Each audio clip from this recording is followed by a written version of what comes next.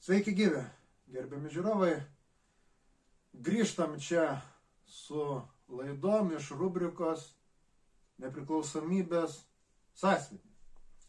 Tai tiem, kas žiūrėjot, primenu, o tiem, kas pirmos debiutinės laidos nematė, paaiškinu, kad čia yra rubrika skirta aptart ir analizuot Lietuvos nepriklausomybės teoriją, galim sakyti, ir praktiką. Tai yra nepriklausomybės idėja, kaip tam tikra ideologija ir politinį įrankį, manipuliuojant mūsų tauta, mūsų liaudį, mūsų visuomenę. Ir kaip tam tikra realios praktinės politinės kategorija. Ir toj pirmoj debiutiniai laidoj aš bandžiau pastatyti žiūrovą prieš prieštaravimą pagrindinį, kad viena vertus visa dabartinė toji Lietuva, tai yra kovo 11-osios Lietuva, ji remiasi ir ji save legitimuoja, ji save pateisina ir įteisina šūkiu, kad mes nepriklausoma Lietuva. Žodžiu, ji remiasi nepriklausomybės šūkiu, nepriklausomybės idėja. Bet kita vertus, toji kovo 11-osios Lietuvos Respublika, tai yra šiuolaikinė Lietuva. Ji, žiūrint pagal apibrėžimą tos klasikinės nepriklausomybės kabutėse, ji nėra nepriklausoma. Ir būtent šiame prieštaravime, šiame net kognityviniam disonanse, neatitikime, kad mes rėkiam nepriklausomi, bet pagal faktą tos nepriklausomybės nėra dėl eilės priežasčių, kurias išdėsčiau. Tai visų pirma, Europos Sąjunga reiškia Europos Sąjungos teisės, tai yra Europos Sąjungos konstitucijos viršenybė Lietuvos įstatymo atžvilgių, NATO reiškia, kas liečia užsienio karinės bazės pas mus ir taip toliau ir panašiai. Kam įdomu, galit žiūrėti tą laidą, rasit čia video aprašymę, bet šitas prieštaravimas, viena vertus, jis yra esminis, todėl kad jame atsiskleidžia, ties juo išsiriša krūva kitų prieštaravimų ir kitų problemų mūsų ne tik dabarties gyvenimo, bet mūsų šalies, mūsų tautos istorijos. Bet tuo pačiu šis prieštaravimas tarp deklaruojamos nepriklausomybės ir nepriklausomybės nebuvimo, tai tarp nepriklausomybės šūkio ir priklausomybės fakto, jis yra tik ledkalnio viršūnė. Ir jeigu mes pretenduojam kažkiek tai realiai gilintis ir išsiaiškinti, kas čia per ledkalnis, pažinti to ledkalnio esmę, tai ir yra kapstytis giliau. Tai mes negalim apsiriboti vien šiuo prieštaravimu ir vien tuo, ką mes turim šiandieną, dabar ir čia. Mes negalim net apsiriboti tuo, kur link mes judame. Nes norint tai suprast, reik pažvelgti atgal, reik pažvelgti į praeitį. Tai yra į tai, iš kur visas šitas išsirutuliavo. Ir aišku, norint tai padaryti, galima pasirinkti labai skirtingus išeities taškus. Galima pasirinkti skirtingas gana temas, nuo kurių pradėti. Bet paprastumo dėliai aš norėčiau pradėti nuo simbolinės ir būtent simbolinės nepriklausomybės idėjos, nepriklausomybės lozungo, ir iš dalies nepriklausomybės kaip praktinio politinio fakto, nuo jo genezės. Šita genezė, tai be abejo, simboliškai siejasi su 1918 metų vasario 16 diena, kuri mūsuose nebe tam tikros pompastikos, nebe tam tikro patoso yra vadinama Lietuvos valstybės atkūrimo diena. Va, ir šioje antroje nepriklausomybės sąsvinių ciklo laidelėje aš noriu pastatyti tokį klausimą, pastatyti tokią problemą. Vat, ar 18 metų praeito amžiaus vasario 16 dieną Lietuvos valstybė iš tikrųjų buvo atkurta? Ar vis dėlto ji tą dieną buvo sukurta? Nu ir kai šitą sakau, aišku, tai gali skambėti kaip labai abstraktus dalykas, ar gal net tiesiog smulkmeniškas kabinėjimasis prie žodžių. Bet patikėkit, čia ne tas atvejis. Čia iš tikrųjų, kaip pamatysit ir tikiuosi suprasit, jeigu dar nesuprantat patys, pilnai tikiu, kad dalis jūsų, dalis čia žiūrinčių puikiai tai suprantat ir be manęs, ir čia tada tiesiog išgirsit tam tikrą mano, sakykime, asmeninę interpretaciją. Va, bet tikiuosi, kad jum tai taps aiškiau. Tai va, ši laida, galim skaityti, susidės iš tokių 3 dalelių ar 3 tokių tezių. Tai pirmoji, tai bus skirta išsiaiškinti, kas ir ką atkūrė. Antroji, tai bus toks žvilgsnelis į tai, ko pagrindu buvo neva atkūrinėjama. Ir trečioji, tai bus jau apie tai, kodėl, mano manimu, tai buvo veikiau ne atkūrimas kažko tai, o sukūrimas kai ko visiškai naujo.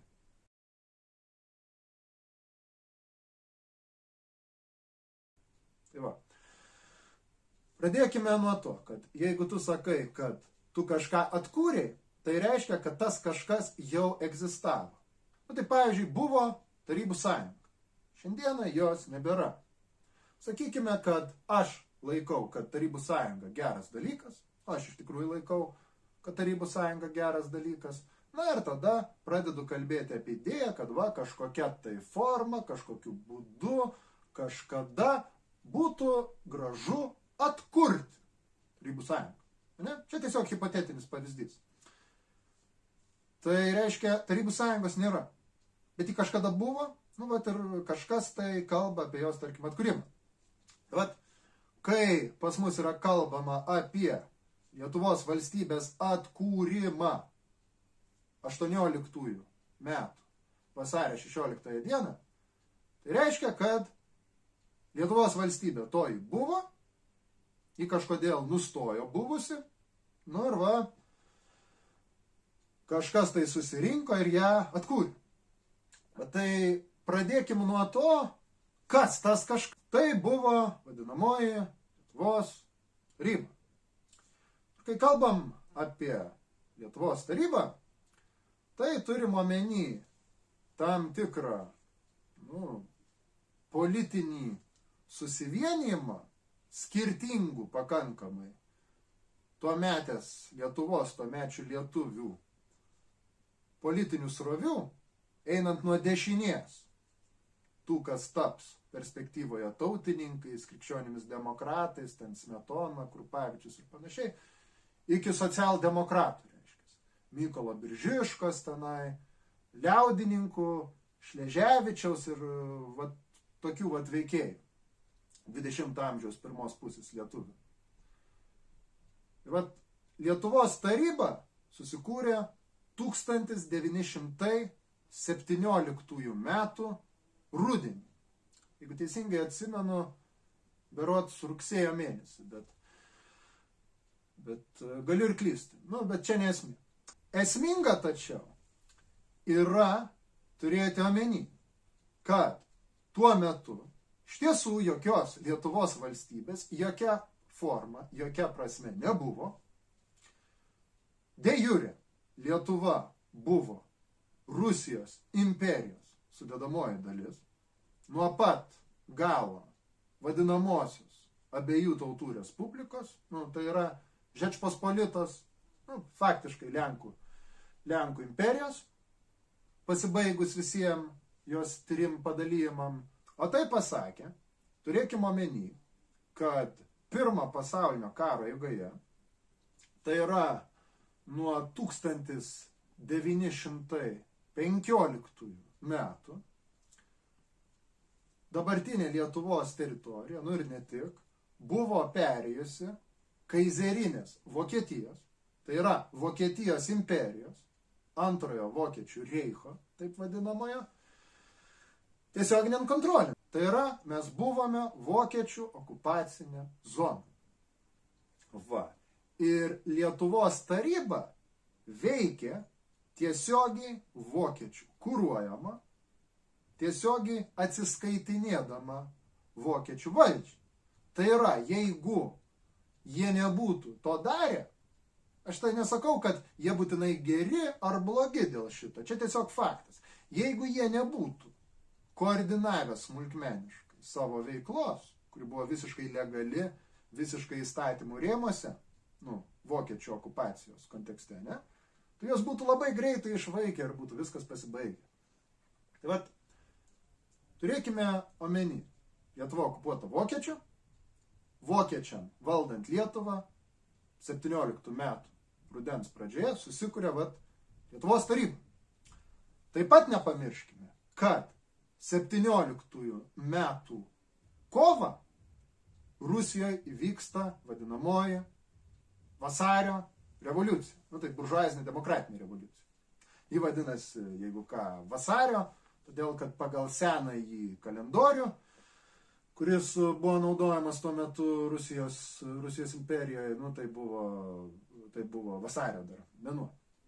Tai įvyko toji revoliucija, per kurią liberalai, demokratai, skaitykime, nuvertė carą ir perėmė valdžią. Rusija to pasiekoje tapo respublika, tačiau dėl silpnos centrinės valdžios ir, aplamai, labai sudėtingos, švelniai tariant, situacijos, tai toji Rusija, tiksliau, buvusios Rusijos imperijos teritorijos, jos pradėjo birėti. Tas visas statinys, darinys valstybinis, jis eižėt pradėjo. Ir tokiam kontekste, manau, pilnai suprantama, kad vokiečiams, kurie buvo okupavę žymę dalį europinės Rusijos teritorijos, jiem buvo paranku skatinti separatizmą ir žaisti separatistinėmis nuotaikomis. Toje Rusijos imperijos erdvėje. Tai čia yra kontekstas, kad suprastume, kas tokie atkūrinėjo pagal deklaraciją tąją Lietuvos valstybę. Jau 18 metų vasario 16 dieną.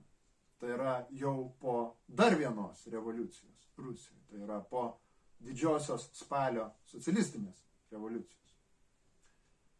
Tai štai ką turim būtinai turėti omeny, kad suprastumėm kontekstą tojo, kaip deklaruojama, Lietuvos valstybės atkūrinėjimo.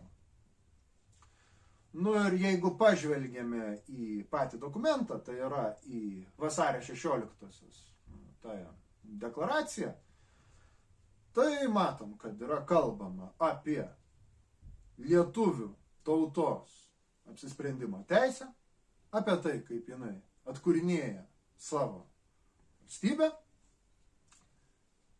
ir yra apeliuojama į demokratinius, sakykime, principus. Tai kas čia yra atkūrinėjama? Ar atkūrinėjama, ar kūriama. Bet kas čia kūrėsi? Iš esmės, kūrėsi pagal idėją. Nes viena yra pagal idėją, aišku, kita yra, kas pagal faktą gaunasi. Bet pagal idėją čia buvo projektas kurti Lietuvos teritorijoje nacionalinę valstybę vakarų Europos šalių pavyzdžių. Tai yra, egzistuoja etninės žemės tam tikros titulinės nacijos, tai šiuo atveju lietuvių nacijos, tos etninės teritorijos ribose formuojama valstybė nacionalinė, būtent tuoju nacionaliniu etniniu pagrindu. Toji valstybė pripažįsta teisės viršenybės, visų lygybės prieš įstatymą, atitinkamai ten privačios nuosavybės, rinkos ekonomikos ir nacionalinio suvereniteto, tai tos valstybės savarankiškumo ar panašiai principus. Tai yra formuojama valstybė pagal tą modelį, pagal tą koncepciją, kuri tampa norma vakarų Europos pasaulyje po Vestfalijos taikos. Tai toj vadinamoji Vestfalijos ar nacionalinių valstybių sistemai, apie kurią kalbėjome praėjusiai laidoje, trumpai ir bendrais bruožais. Tai tokia būtų idėja, koncepcija, bet kaip sakiau, viena yra pati idėja, o kita yra kiek praktika nuo jos skiriasi. Ir tą pabrėžiu čia tikslingai, nes noriu dar atkreipti dėmesį vieną faktą, kad toji pati Lietuvos taryba dar iki skelbdama vasario 16-osios tąjį aktą, ji 1917 metų gruodžio 11 dieną pasirašė viešą pareiškimą apie savo intenciją atkurti Lietuvos valstybę. Ir pabrėžė šiame dokumente savo ketinimą palaikyti amžinus, tvirtus ryšius su Vokietija. Tai čia tarp eilučių, tokių kaip diplomatinių reveransų, faktiškai duodama suprast, kad ruošiamasi kurti Vokietijos protektoratą.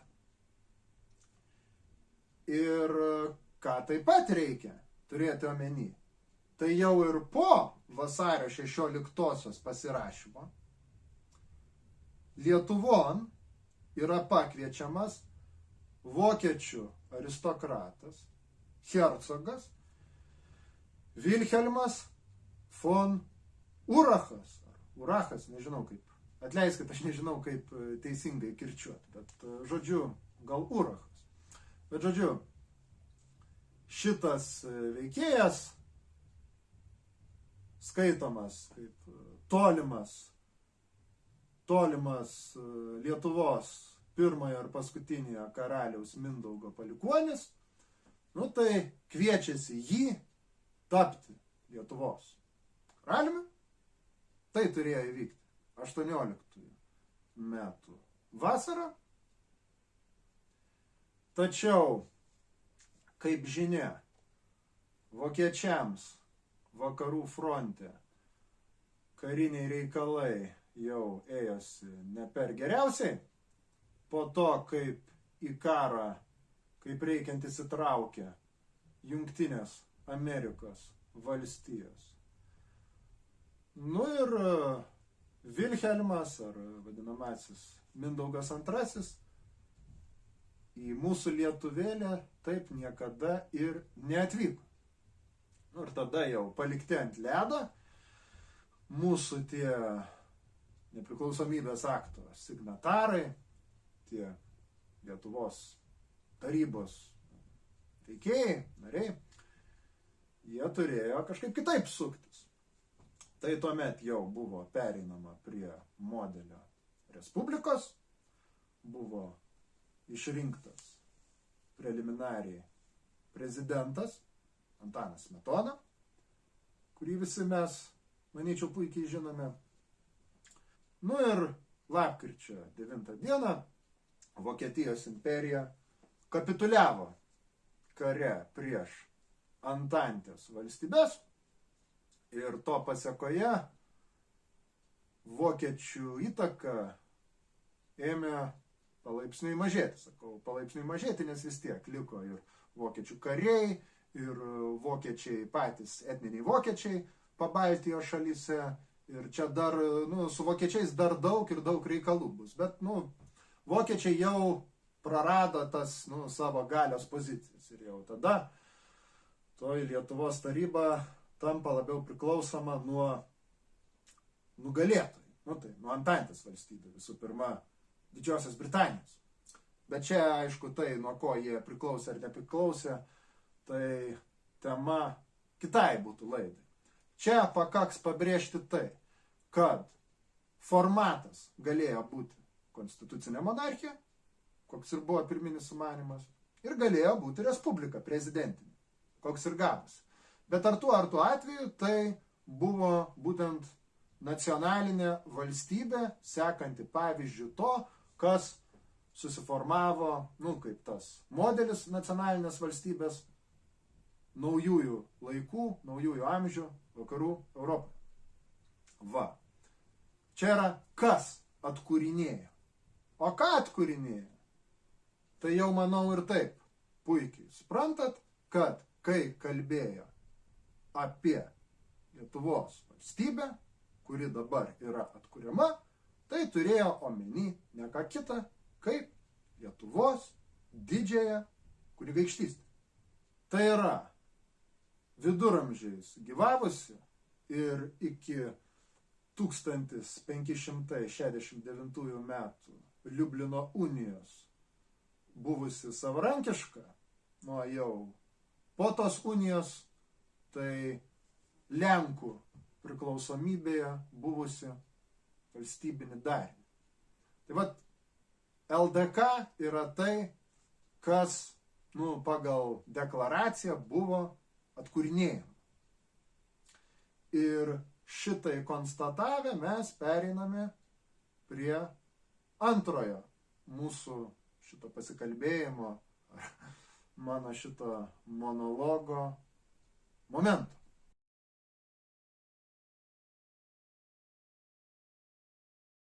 Ir ne bet kokio momento, iš tiesų labai problematiško momento. Nes jeigu pažiūrėsime į LDK, kas tai buvo konkrečiai, tai pamatysime visiškai kito pobūdžio darinį. Visų pirma, viduramžių pasaulyje net neegzistavo toks dalykas, toks reiškinys dar, kaip nacijos. Neegzistavo nacionalinis principas politinėme gyvenime.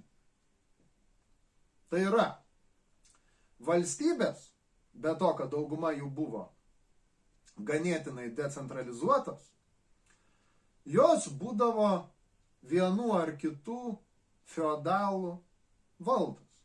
Tai yra, turime karalių, sakykime, tam karaliui pavaldus jo vasalai, kunigaikščiai, kunigaikštukai visokie, tiem kunigaikščiams hercogai, grafai, bajorai ir visi žmonės patenkantys tiesioginėn ar karaliaus ar jo vasalų, jo šitų feodalinių pavaldinių valdžion, jie įeina į tą darinį, sakykime, karalystę, kaip tos karalystės pavaldiniai.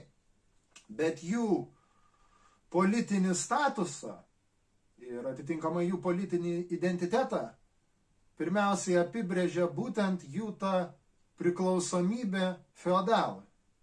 Priklausomybė feodalui ir to feodalo dinastijai, jo šeimynai, kuri iš kartos į kartą perdavinėja titulą.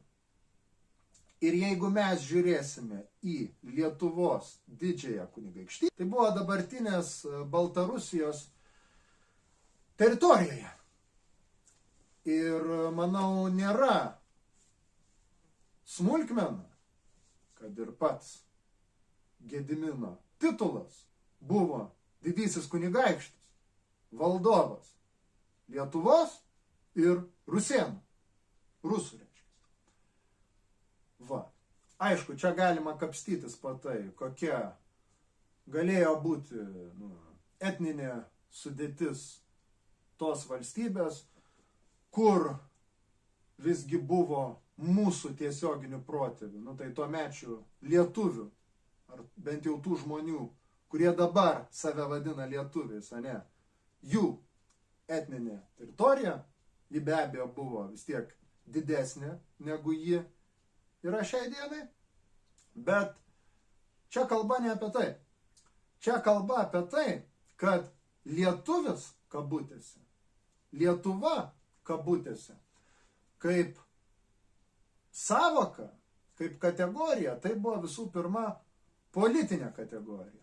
Tai buvo politinė kategorija, nurodanti į tavo pavaldumą Lietuvos didžiajam kunigaikščiui.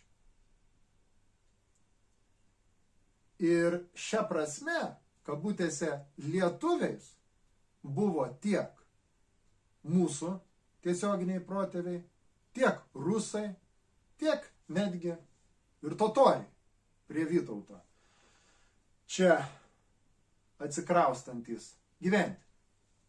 Ir puikus pavyzdys, tas pats mūsų romantizuotas Žalgirio mūšis, kuriame faktiškai turėjom daugiatautę armiją, kurios stuburą netgi, galim sakyti, sudarė slavai bei totoriai.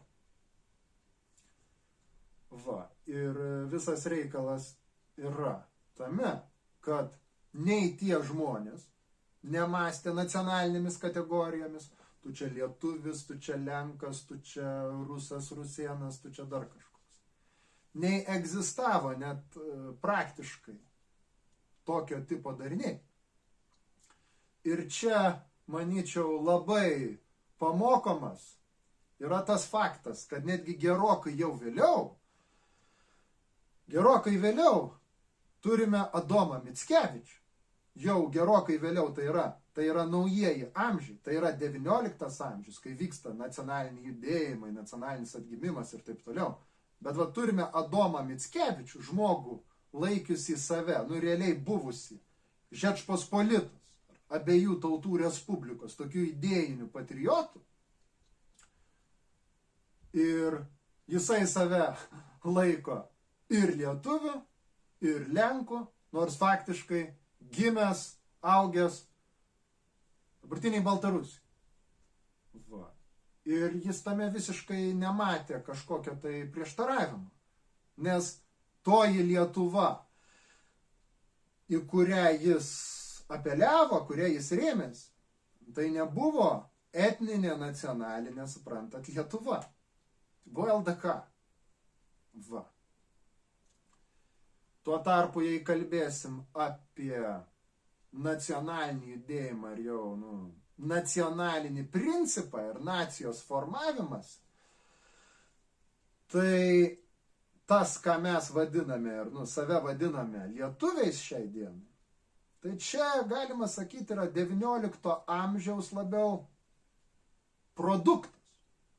Turime visų pirma lenką Teodorą Narbutą, parašiusi lietuvių tautos istoriją, kurioje jis tokius tikruosius, autentiškus lietuvius sieja visų pirma su kunigaikščiais, su bajorija, žodžiu, su valdančiuoju tuo feodalų ponų luomu ir piešia tokį labai romantizuotą tos praeities LDK vaizdinį.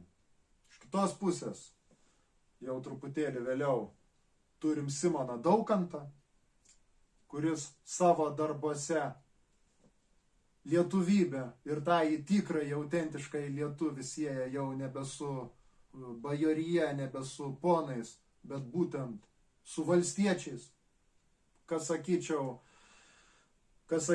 be teigiamų politinių konotacijų, nes tai atitiko Simono Daukanto demokratinė laikysena, ir pagal tuometę politinę realybę, sakyčiau, kairėje galima sakyti laikyseną.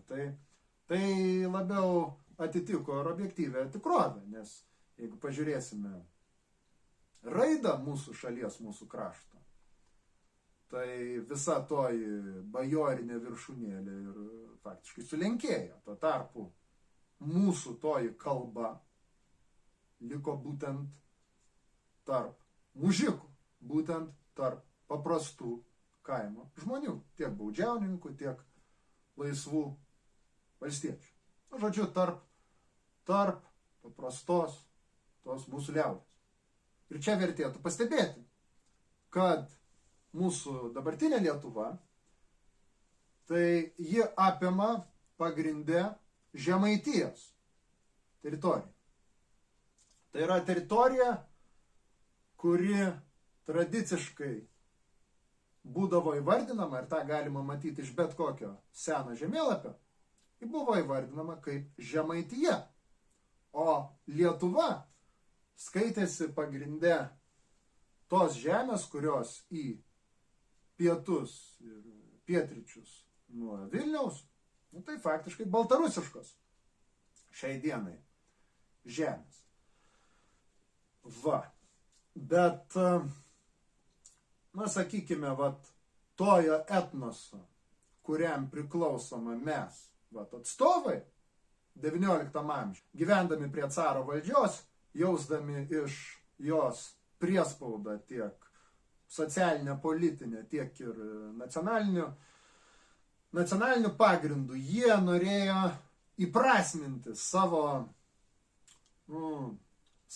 tai etninį, kultūrinį tapatumą, savo savastį, savo priklausomybę tam tikrai tautai. Ir aišku, jiem atsiremti į LDK, tai kadaise buvusios didžiulės ir galingos valstybės palikimą, tai labai patrauklu.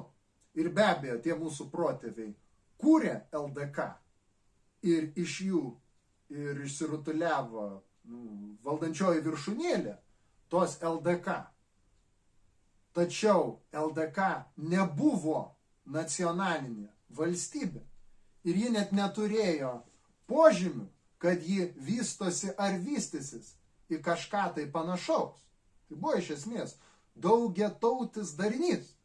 Kai sakau vystysis į kažką panašaus, tai aš turiu omeny būtent tuos vakarų Europos klasikinius pavyzdžius. Ar imsim, pavyzdžiui, Angliją, ar imsim Prancūziją, kur yra tvirta karaliaus valdžia, stiprėjanti karaliaus valdžia, karalius stiprina valdžią savo rankose, kovodamas su feodaliniu susiskaldimu, kur karalius stiprina, centralizuoja valdžią savo rankose, kovodamas su bajoriukščiais visokiais ir jų, sakykime, norų daryti kas ką kaip nori.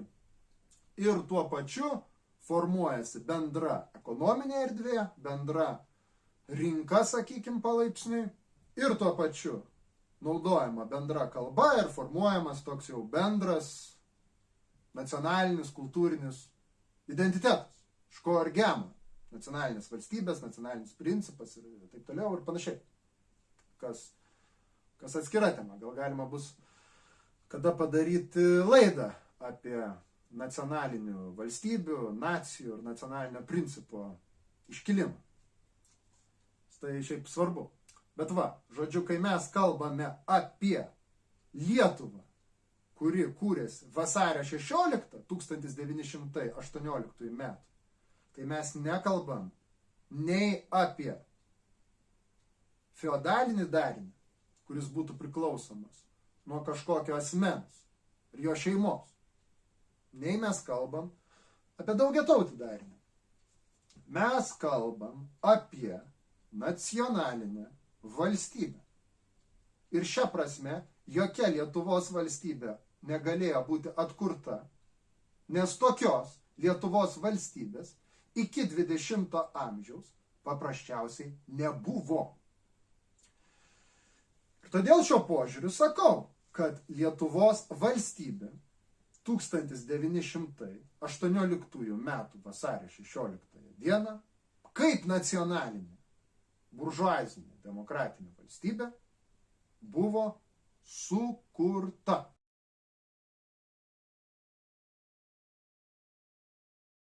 Aišku, tai sakydamas, aš šiojo sukūrimo kabutėse neabsoliutinu. Tai yra, jeigu imsime estus ar latvius pavyzdžiui, tai šie mūsų kaimynai jie apskritai jokio savarankiško valstybingumo neturėjo iki 20 amžiaus. Ir šiuo požiūriu mes nuo jų skiriamės, nes tam tikrą valstybingumą mes iš tiesų turėjome, tik tai ne nacionalinį. Klasikinė, modernėja žodžio nacionalinis prasme.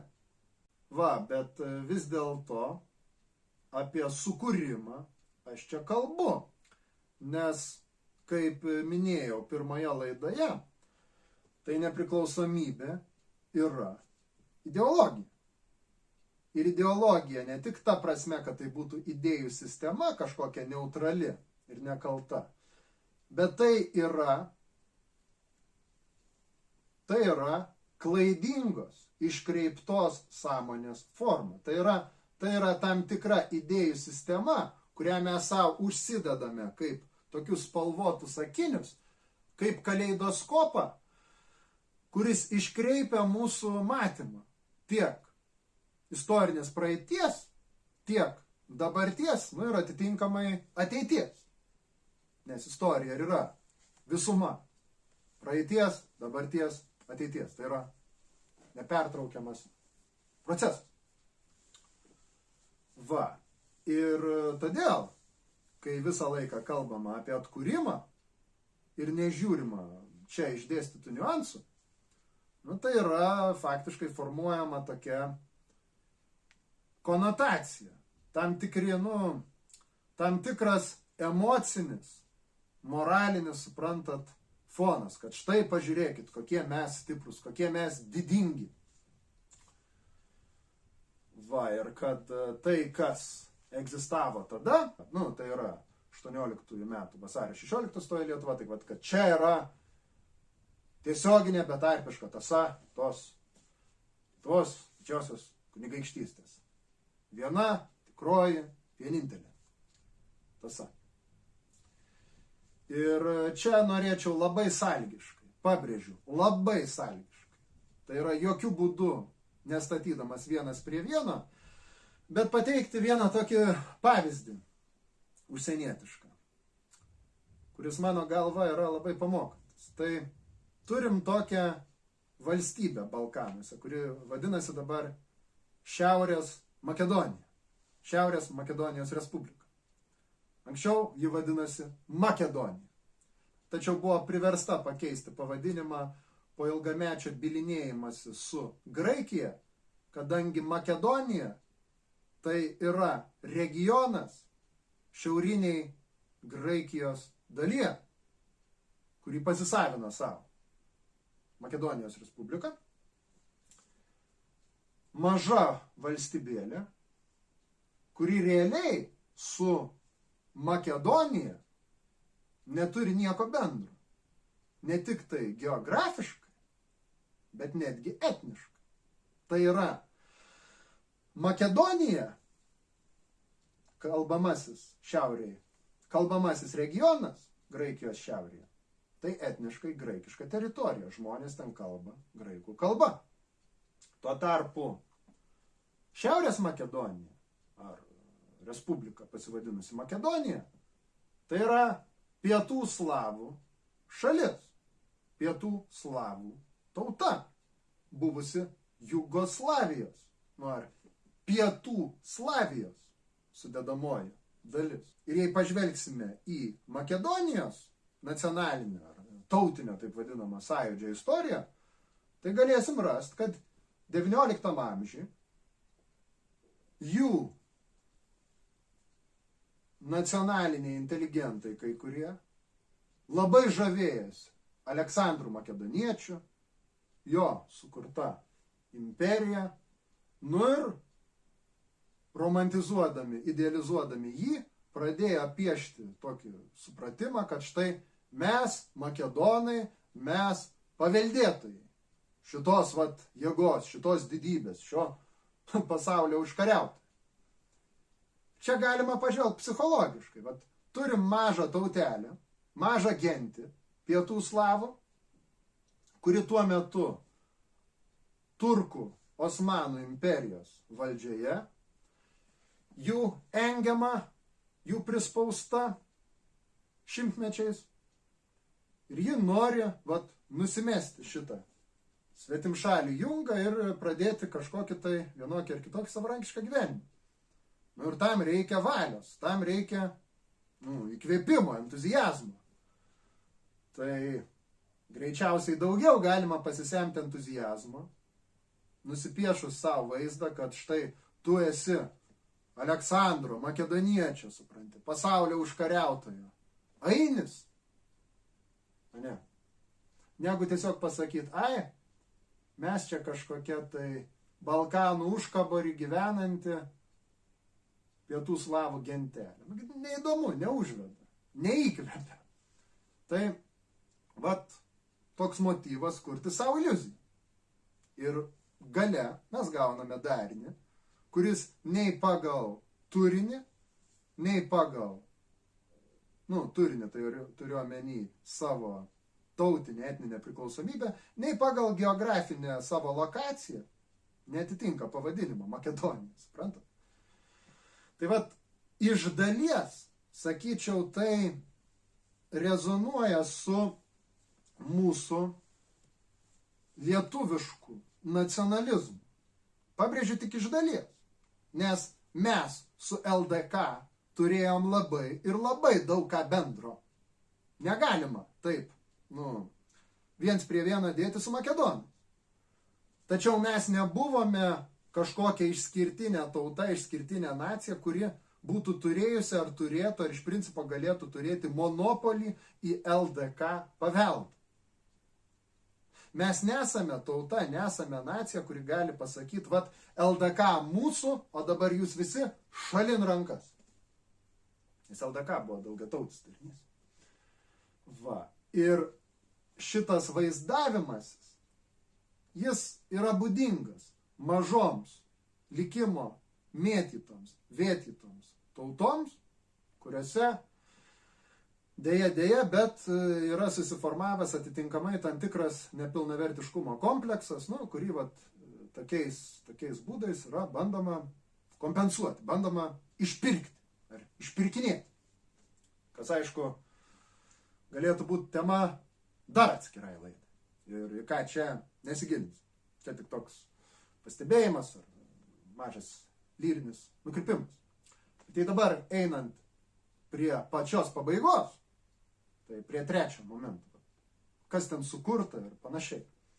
Tai remiantis tuo, ką dabar išdėsčiau, šitais visais faktais, aš ir sakau, kad lietuvių valstybingumas buvo nacionalinio valstybingumo prasme, jis 20-ajam amžiuje buvo sukurtas. O jeigu kalbėti apie kažkokį atkūrimą, tai yra apie restauraciją, atstatymą Lietuvos didžiosios kunigaikštystės, žvelgiant tiek į to darinio daugiatautį pobūdį, į jo esmę, jo tradiciją, tiek ir į jo geografinę lokaciją, tai jeigu kas ir būtų galėjęs pretenduoti į LDK atkūrėjo statusą, tai būtų toks labai trumpalaikis darinys pavadinimu Litbelas. Tai yra 1919 metais gyvavusi Lietuvos ir Baltarusijos tarybų socialistinė respublika. Tai kaip sufleruoja pats pavadinimas, tai buvo ar būtų buvę, nes darinys gyvavo labai neilgai, dėl globalių priežasčių dėl vykusių tuomet karų, kurių čia mes nenagrinėsim, kuriuos nesigilinsim, labai trumpai gyvavęs darinys, bet jis būtų buvęs, sąjunginė valstybė Lietuvos ir Baltarusijos. Ir Litbelas buvo kuriamas kaip daugiatautė valstybė ir tuo pačiu kaip valstybė, kurios teritorija, jei žiūrėsim į žemėlapį, daug artesnė tam, kas buvo LDK, negu bet kas kita šiandien.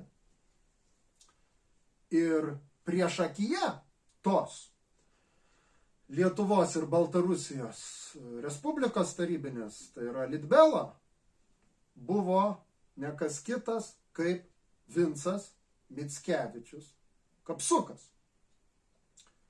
Žmogus nebereikalo tituluojamas Lietuvos, lietuvių Leninu, tai ilgametis komunistinio judėjimo veikėjas, Lietuvos komunistų partijos įkūrėjas ir tuo pačiu lietuvių nacionalinio, lietuvių tautinio judėjimo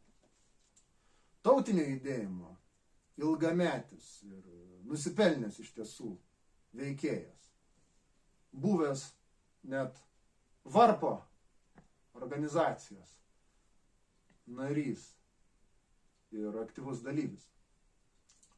Ir jei žvelgsime į tą laikotarpį, tai pamatysim dar ir tai, kad vasario 16-osios Lietuva, kuri yra dabar vyraujančios nepriklausomybės ideologijos, nepriklausomybės naratyvo ištaka ar išeities taškas istorinis, tai nebuvo vienintelis Lietuvos ir lietuvių valstybingumo projektas 20-ame amžiuje. Tai buvo vienas iš dviejų projektų. Vienas iš dviejų projektų, kuriam atstovavo toji Lietuvos taryba, veikusi vokiečių kontrolėje, ir buvo kitas, jai alternatyvus Lietuvos valstybingumo projektas, kuriam savo ruožtu atstovavo minėtasis Vincas Mickevičius Kapsukas. Bet apie šias dvi alternatyvas ir apie jų susidūrimą, apie jų tarpusavio kovą, ir aplamai apie jų panašumus ir skirtumus, galėsim pakalbėti jau sekančioje laidoje, nes čia iš esmės tai, kas buvo užsibrėžta išdėstyti, jau išdėsčiau.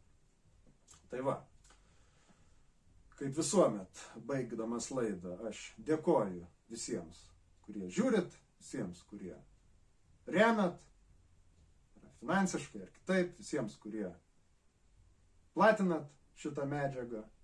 Ir aišku, raginu, jeigu jums patinka šitos laidos, jums patinka šita medžiaga, šitas darbas, tai būtinai dėkit patiktukus, platinkit, dalinkitės, paremkit, ar čia per banko sąskaitą, ar Patreono platformai. Jeigu turit ką pasakyti, būtinai rašykit komentarus. Jeigu norit praktiškai, realiai bendradarbiauti, ar apie kažką giliau pakalbėti, tai rašykit man asmeniškai laiškus, mano kontaktus. Nesunku internete viešai susirasti. Visada malonu sulaukti laiškų iš protingų ir gerų žmonių. Tai va, dėkoju jums širdingai. Tai atsisveikinu, iki kitų kartų. Sėkmės.